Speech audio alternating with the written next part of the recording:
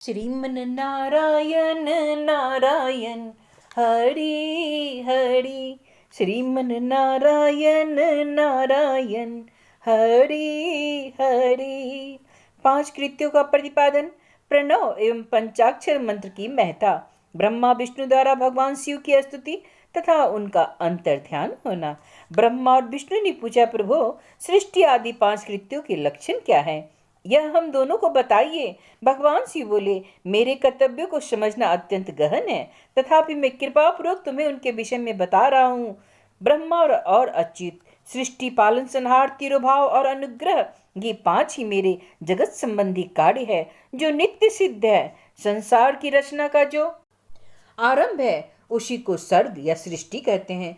मुझसे पालित होकर सृष्टि का सुस्थिर रूप से रहना ही उसकी स्थिति है, उसका विनाश ही संहार है। प्राणों के उत्क्रमण को तिरोभाव कहते हैं। इन सब से छुटकारा मिल जाना ही मेरा अनुग्रह है। इस प्रकार मेरे 5 कृत्य हैं। सृष्टि आदि जो 4 कृत्य हैं वे संसार का विस्तार करने वाले हैं।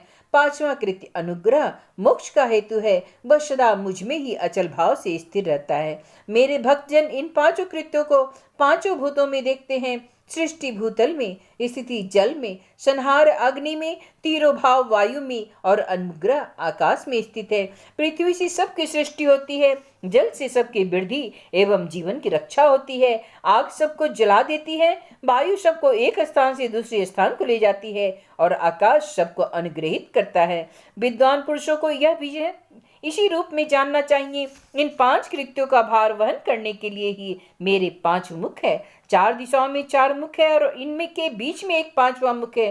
पुत्रों, तुम दोनों ने तपस्या करके प्रसन्न हुए मुझ परमेश्वर से सृष्टि और स्थिति नामक 2 कृत्य प्राप्त किए हैं। ये दोनों तुम्हें बहुत प्रिय हैं। इसी प्रकार मेरी विभूति स्वरूप रुद्र और महेश्वर, ये 2 अन्य उत्तम कृत्य संहार और तिरोभाव मुझसे प्राप्त किए हैं, परंतु अनुग्रह नामक कृत्य दूसरा कोई नहीं पा सकता।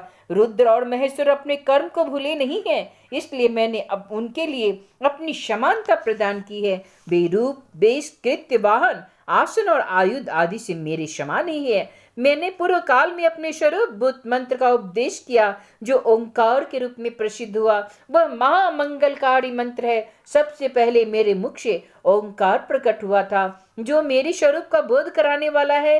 ओंकार वाचक है और मैं वाच्य हूँ। यह मंत्र मेरा स्वरूप है। प्रतिदिन ओंकार का निरंतर स्मरण करने से मेरा ही सदा स्मरण होता रहता है। मेरे उत्तरवर्ती मुख से आकार का, पश्चिम मुख से उकार का, दक्षिण मुख से मकार का, पूर्ववर्ती मुख से बिंदु का तथा मध्यवर्ती मुख से नाद का प्राकट्य हुआ है। इस प्रकार 5 अव्ययों से युक्त ओंकार का विस्तार हुआ है। इन सभी अव्ययों से एकीभूत होकर यह प्रणव नामक एक अक्षर हो गया है। यह नाम रूपात्मक सारा जगत तथा वेद उत्पन्न स्त्री पुरुष वर्ग रूप दोनों कुल इस प्रणव मंत्र से व्याप्त हैं। यह मंत्र शिव और शक्ति दोनों का बोधक है। इसी से पंचाक्षर मंत्र की उत्पत्ति हुई है जो मेरे सकल रूप का बोधक है।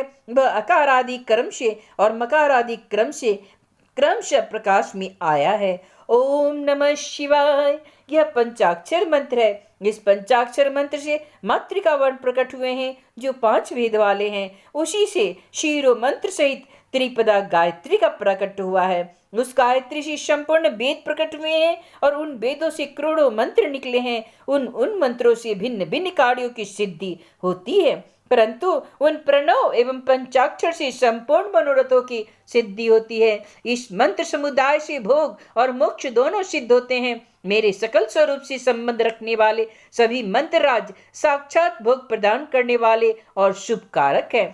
हे नंदीश्वर कहते हैं, तदंतर जगदम्बा पार्वती के साथ बैठे हुए गुरुवर महादेव जी ने उत्तराभिमुख बैठे हुए ब्रह्मा जी और विष्णु जी को पर्दा करने वाले वस्त्र से आच्छादित करके उनके मस्तक पर अपना कर कमल रखकर धीरे धीरे उच्चारण करके उन्हें उत्तम मंत्र का उपदेश दिया।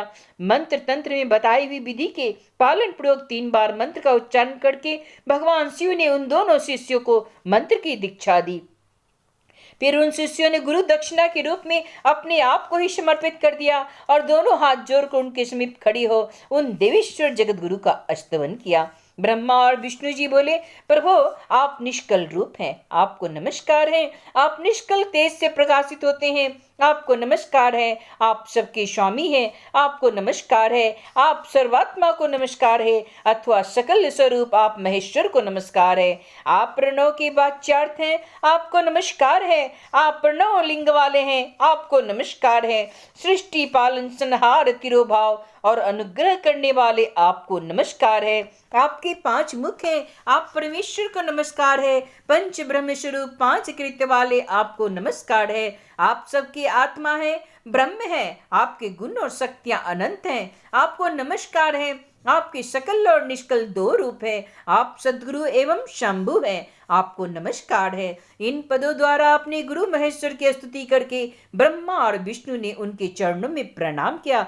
महेश्वर बोले, आद्रा नक्षत्र से युक्त चतुर्दशी को प्रणव का जप किया जाए तो वह अक्षय फल देने वाला होता है। सूर्य की संक्रांति से युक्त महाआद्रा नक्षत्र में एक बार किया हुआ प्रणव जप कोटि गुने जप का फल देता है।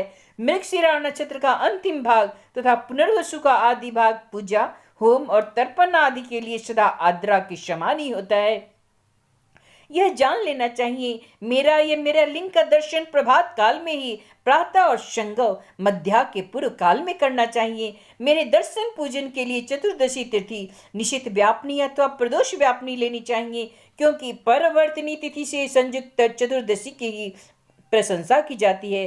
पूजा करने वालों के लिए मेरी मूर्ति तथा लिंग दोनों समान है, फिर भी मूर्ति की अपेक्षा लिंग का स्थान ऊंचा है। इसलिए मुमुक्षु पुरुषों को चाहिए कि वे मेरे बेर से भी, मूर्ति से भी श्रेष्ठ समझकर लिंग का ही पूजन करें। लिंग का ओंकार मंत्र से और बेर का पंचाक्षर मंत्र से पूजन करना चाहिए। शिवलिंग की स्थापना सिंह ही स्थापना करके तथा दूसरों से भी स्थापना करवाकर उत्तम द्रव्यमय उपचारों से पूजा करनी चाहिए। इससे मेरा पद सुलभ हो जाता है। इस प्रकार दोनों शिष्यों को उपदेश देकर भगवान शिव वही अंतर्ध्यान हो गए।